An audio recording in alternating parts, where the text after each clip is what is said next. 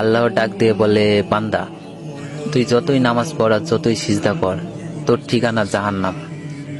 এ কথা শুনে বান্দাটি বলতেছে, আলহামদুলিল্লাহ। আল্লাহ বলে, এই বান্দা, জাহান্নামের কথা শুনে কেউ আলহামদুলিল্লাহ কয়? বান্দা বলে, আল্লাহ, জাহান্নামের মালিকও তুমি, জান্নাতের মালিকও তুমি।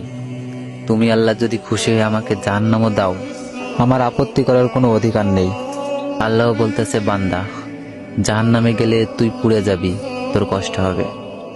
বান্দা বলতেছে, আল্লাহ, কষ্ট শুধু আমার হবে না, তোমারও হবে। আল্লাহ বলে, বান্দা, তুই পুড়বি জাহান্নামে, আমার কষ্ট কেন হবে?